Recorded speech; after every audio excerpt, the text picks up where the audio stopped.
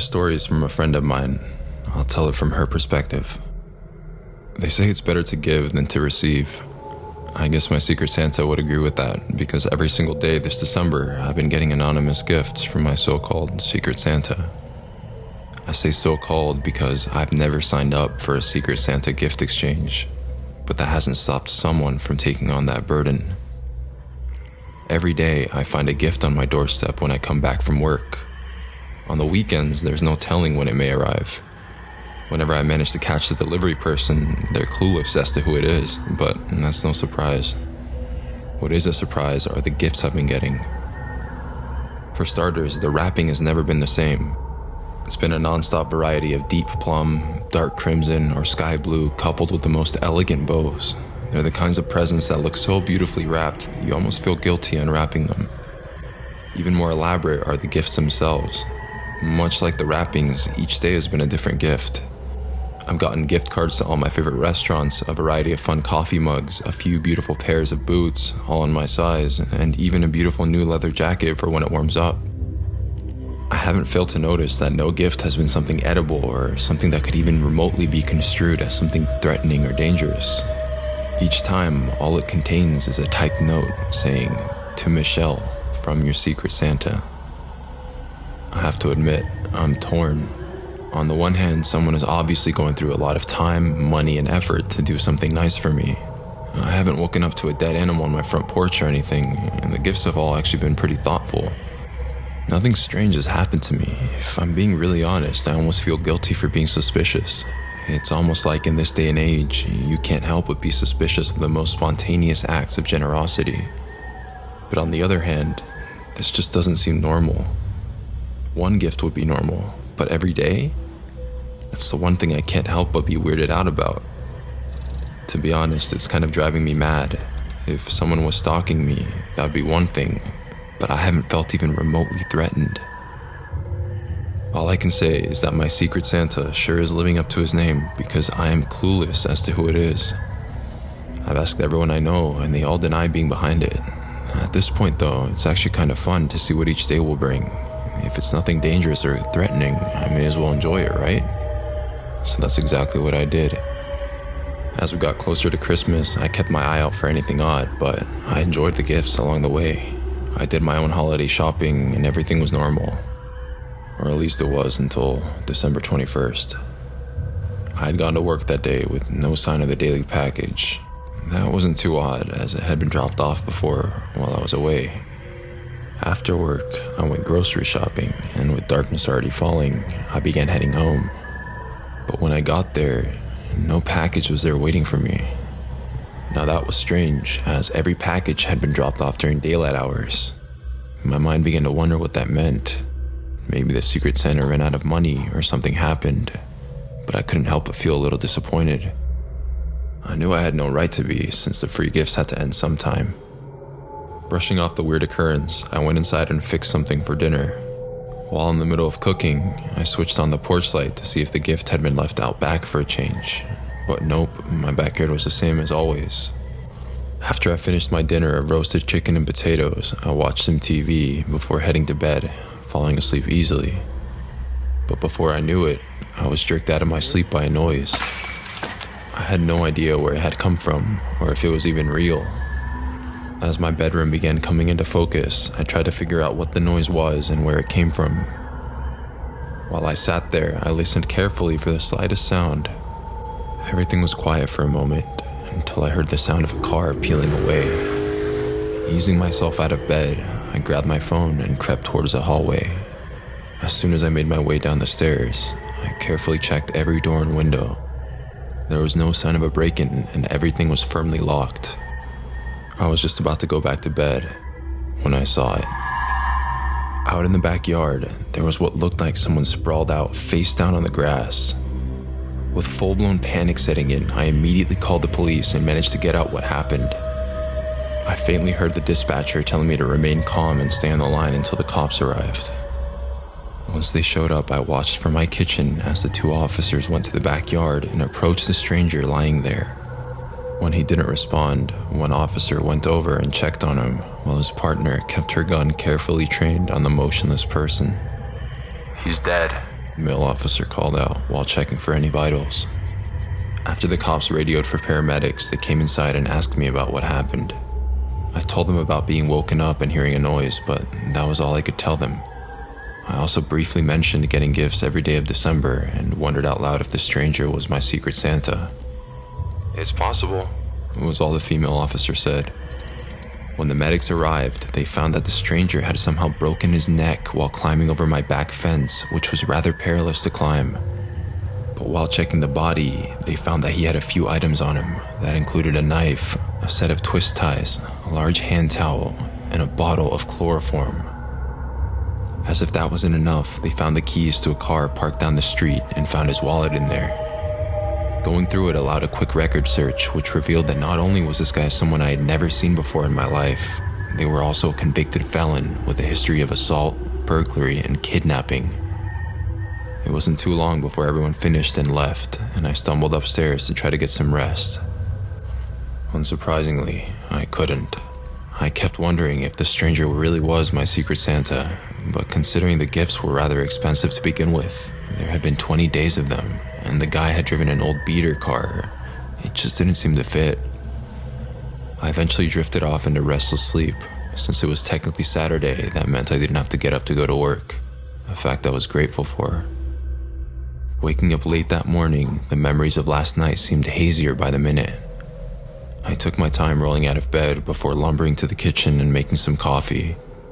After drinking about half of it, I felt much more alert and was about to make myself some breakfast when I thought of something. If there was a gift this morning, that meant the stranger wasn't my secret Santa. I cautiously crept towards the door, my adrenaline slowly climbing as I had no idea what to expect. Unlocking the deadbolt, I flung the door open, a blast of cold air meeting me as I did. But that wasn't the biggest chill I got, as sitting right in front of me was a large package, neatly wrapped in silver paper with a matching ribbon and bow. Staring at it for a second, I cautiously picked it up. There was some weight there, but not too much. With surprisingly steady hands, I unwrapped it to reveal a good-sized rectangular box.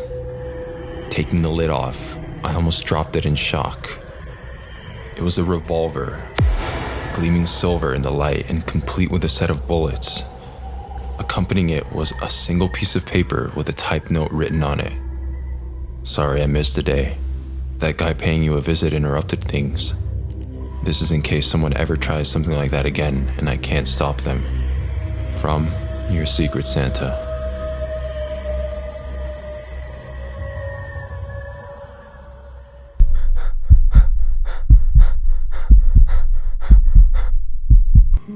I believe it goes without saying that every parent's worst nightmare is losing their children.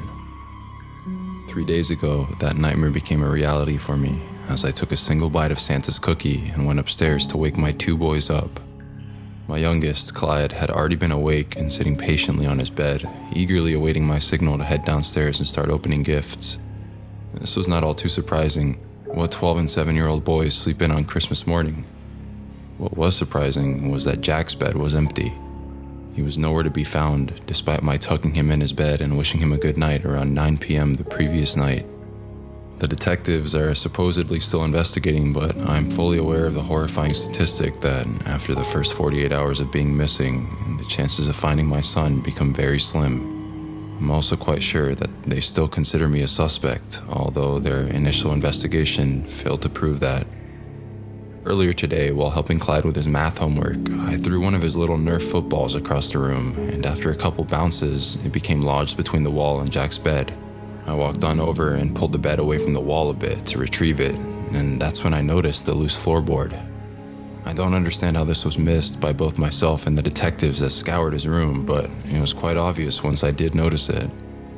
I believe what I found in there may have something to do with Jack's disappearance.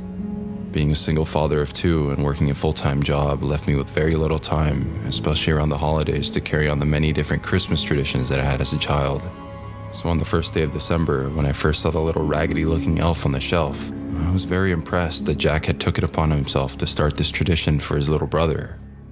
When I had first asked him about it, his demeanor changed drastically, and he demanded that no one ever touch the elf. I left it at that. After all, the story says the elf will lose its magic if it's touched by a human. I didn't want to ruin it for Clyde, so I just played along. Each morning, the little elf would show up in a new spot in our small home. I was so proud of my boy for being such a great big brother. The reason I bring the elf up is because what I found under the floorboard in his room was some kind of a homemade children's book titled Elf on the Shelf. It was written crudely with different colored markers for each letter, although clearly written by someone with a very shaky hand. I handed the book over to the detectives, but not before writing down a copy for myself. I really don't know what to make of this, but I know it has something to do with whoever took my son. Following is the book titled Elf on the Shelf. Have you ever wondered how anyone could know if you're naughty or nice each year as you grow? For hundreds of years, it's been a big secret. It now can be shared if you promise to keep it. This year you were chosen, he sent me to you. I watch and report on all that you do. My job's an assignment from the big man himself. I am just his helper, a little scout elf. While I'm here visiting the place you call home, remain in your room. Be sure not to roam. Once you are ready, the mission can start. Whose name will you scream as he rips out your heart? Will it be Father or Clyde? He can't take you all, so you must decide. Each night while you're sleeping, to your room he will fly. No one can know, or else they will die. Of course, a little magic helps me be quick. I record your whole day and report with a click. I tell him if you have been good or been bad. The news of this day makes him happy or sad. One word about this and I'll report to the boss, but keeping this secret will not be a loss. In the car, at the park, or even at school, word will get out if you break a rule. You will be gone before you awake. Speak a word to anyone and your brother he'll take. You'll jump out of bed and come running to see who'll be the first to beg and to plea. Maybe in the kitchen, the bathroom, or the den is where you'll find dear Clyde met his end. I can hide on a plant, a shelf, or a frame.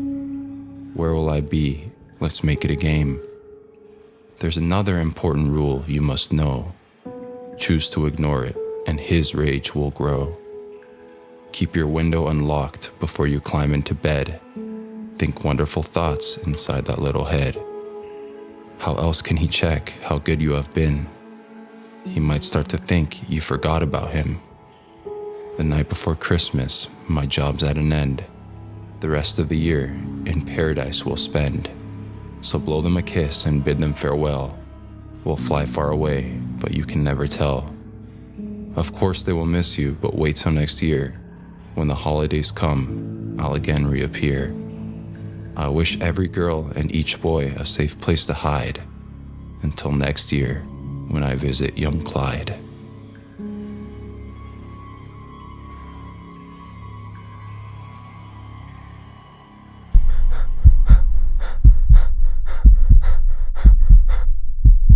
Last year on Boxing Day, I found a really cool ornament in a clearance box. It had a built-in camera to record a unique perspective on your holiday celebrations. I grabbed the last one from the store's dusty shelf and brought it home for less than $10. I forgot about it until my wife, my 2 daughters, and I decorated the house earlier this month. I told my daughters about the camera and joked that we'd secretly catch Santa in the act. I had an old costume in the attic and intended to deliver some gifts in full view of the camera on Christmas night. My girls were overjoyed and went back and forth trying to find the best place to put the ornament on the tree. They had no idea Daddy repositioned it later so it could actually catch the living room and at a good angle. In the nights leading up to Christmas, I turned the camera on to make sure everything was working properly. In the morning, I previewed the footage, just long enough to confirm the thing was working. Satisfied, I inserted the micro SD card back into the ornament and slipped in a new battery in anticipation for the big night. I didn't want to disappoint my girls with a failed recording. We enjoyed Christmas Eve as a family, playing board games and eating way more junk food than there was room for in our stomachs.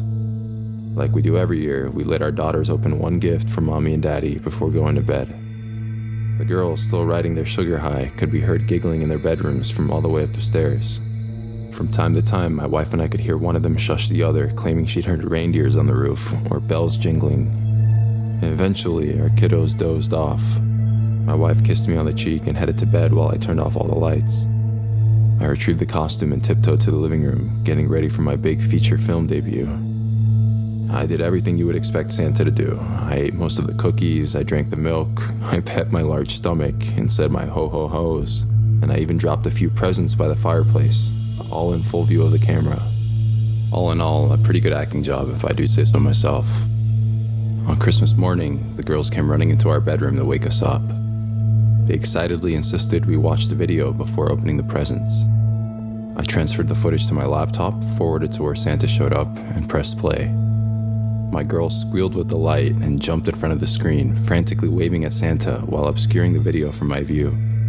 It brought me so much joy to see how happy the girls were. I was too lazy to stop the video, so it continued to play in the background while we unwrapped our gifts. I spotted a box I hadn't seen the night before. It was small and wrapped in blue foil paper I didn't recognize. My name was on it, but my wife seemed as surprised as I was to see it there. Noticing my confusion, my youngest daughter spoke. "Daddy, that's gotta be from Mr. Elf," she said, her voice cheerful and bright. I was ready to dismiss her elf comment. That's just another weird thing kids say, but my wife wasn't so quick to ignore it. "Honey, what elf?" she asked. My daughter pointed to the laptop. By then, the video had ended, and all that was left on the screen was a preview of the first frame. "The one that came with Santa," she answered. Panic struck me like a bird in a jet propeller. I knew my wife didn't dress up as an elf. I scanned the video, clicking forward and back until I saw what my daughter had seen. There was someone in the living room. He walked into the corner after I had turned the lights off. He stood there watching me parading around as Santa. The video went completely quiet after that. It was as though the camera had failed to record a single sound. The strange, tall man in an elf costume stood perfectly still for over an hour, watching the camera from a distance. After a while, he walked over to the plate of cookies and bit the head off of a gingerbread man. I glanced at the plate and saw his teeth marks on the decapitated cookie. The man then quietly approached the Christmas tree. I thought the audio wasn't working, but as he reached the tree, I began hearing his slow and steady breaths. He reached towards the ornament, and the video stopped. In a terrified frenzy, I grabbed the blue box he'd left behind. I ripped the bow off of it and tossed the frilly thing away. I frantically removed the wrapping paper, opened the box, and looked inside. There, on a bed of bubble wrap, was the battery I'd put in the camera the night before. My wife took the ornament and opened the back. The battery was missing. I don't know what scares me more, what the camera caught, what the elf might have done after he turned off the camera.